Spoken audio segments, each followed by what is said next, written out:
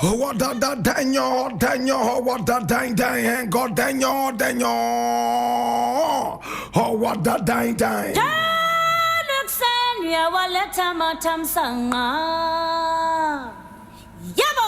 This is the voice of the Patriot, where we speak truth to power. Now here we don't criticize, but if we must, it would only be on one condition: to build and not to destroy. That is why we keep saying we are in the service of God and country.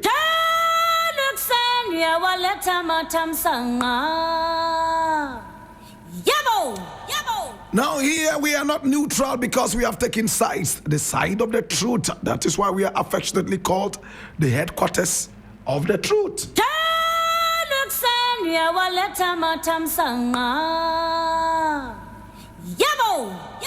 My brother, my sister, today we have a number of issues we want to look at, and I need you to come along.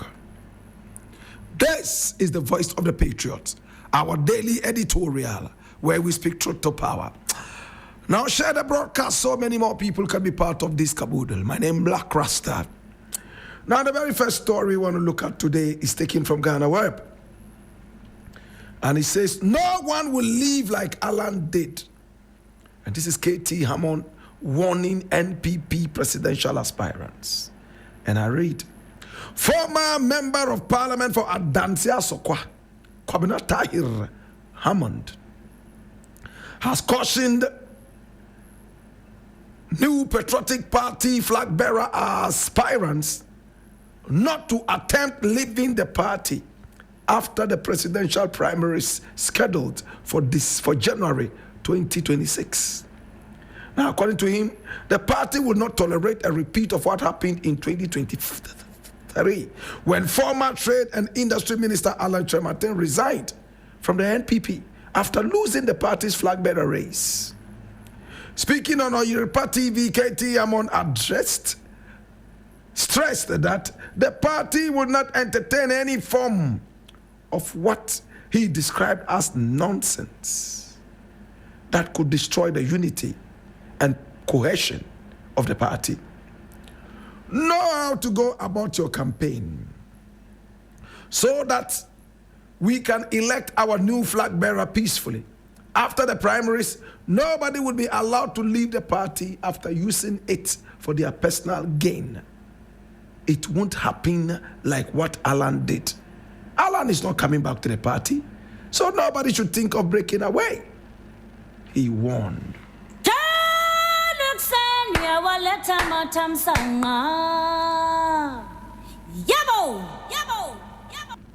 A party that warns people from exercising their democratic rights is not a political party, it's a cult. Are you occultist or what? Do you drink blood in the NPP? Do you slaughter animals and bath in their blood? It's the democratic right of every member of the party to either remain or exit. A party that claims it's a luminary party, a party that claims that it holds on to the tenets of democracy, is becoming democracy. What is wrong with this party? As for this KT Hammond man, I think that he has a condition that is called andropos. My brother, my sister, and I have looked at him very closely.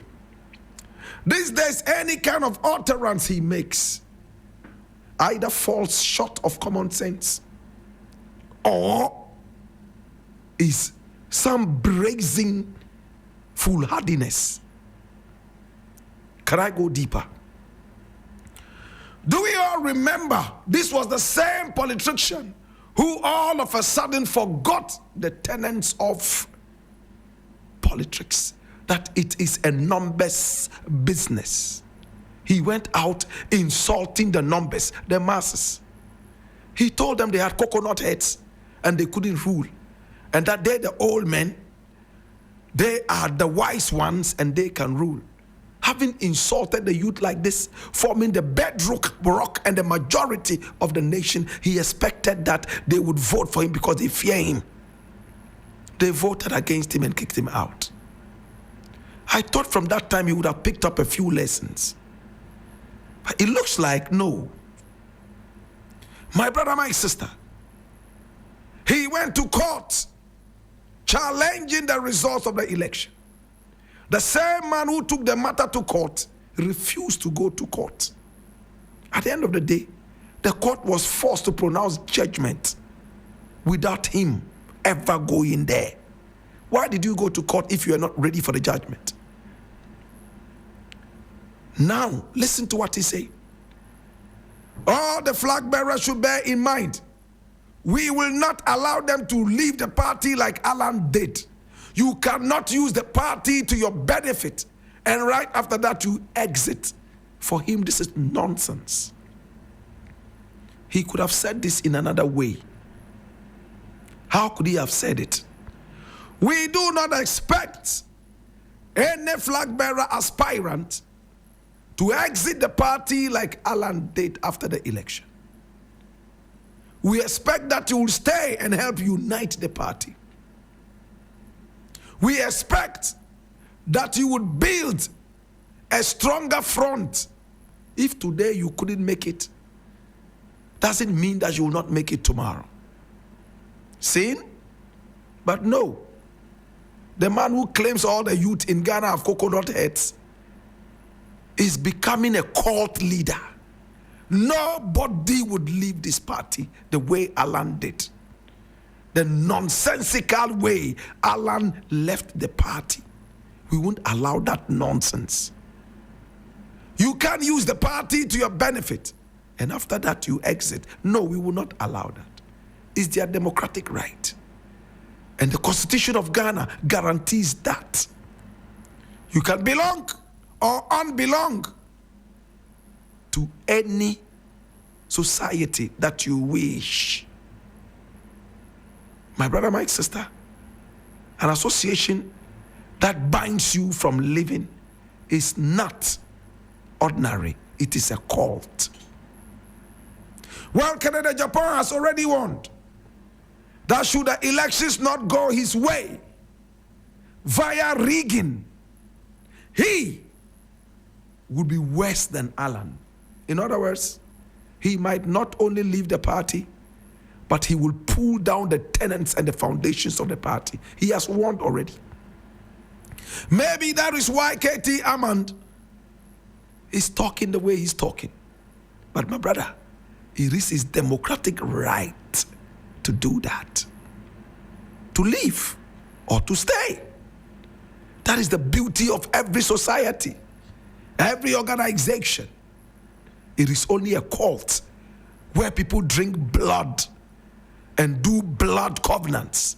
That is why they tell you no matter what, you must stay in. That is why I don't believe in this for better, for worse thing. I personally do not believe in for better, for worse. No. It's like a cult. No. I should be able to move out if the kitchen is so hot. Whoever is with me should be able to move out should the kitchen be too hot. We all have common sense. We should be able to decipher what is good for us. I can't continue being in a for better, for worse thing, and all I see is the worst and not the better. And you say I should continue being in it? A lady gets married to a hopeless drunkard. She has done everything possible to get this drunkard sober. He is not sobering. He brings home all the latest prostitutes in town. Should I wait until I catch HIV/AIDS before I become wise? And when he comes home, as if he was going for a boxing match, preparing for a boxing match at the Olympics, I become his punching bag. He beats me up morning, afternoon, evening. The only time I don't get a beating is in the night when he comes home drunk to stupor. And even with that, he comes in with a baggage, a prostitute. Every night, a new prostitute. Should I still stay and continue praying? That's why I don't believe in for better or worse. I don't know how many people believe in that, but I don't believe in that. I believe in a civil relationship where we use our common sense. My brother, my sister, if it is good enough, we stay in there. After all, we are here together to be able to make it better for ourselves and the offsprings that we may have. If it's going the other direction, why stay? Am I being nihilistic? I leave it here.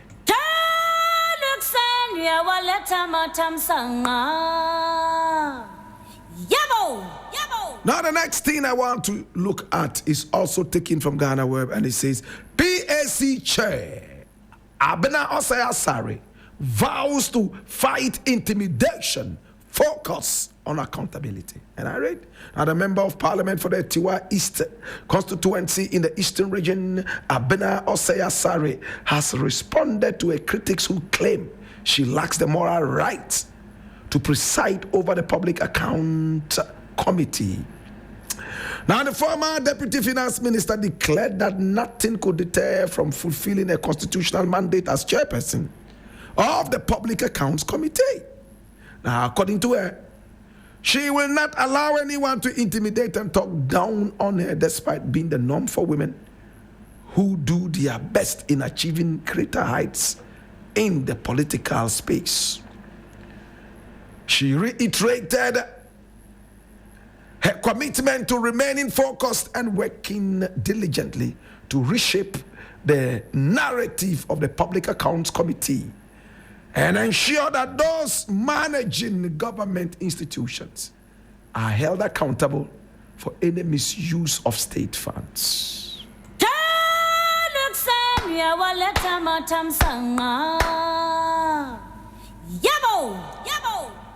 To be very honest with you, I enjoy seeing Abena Osei Asare talking. She's quite fluent. I like how she's trying to hold people accountable.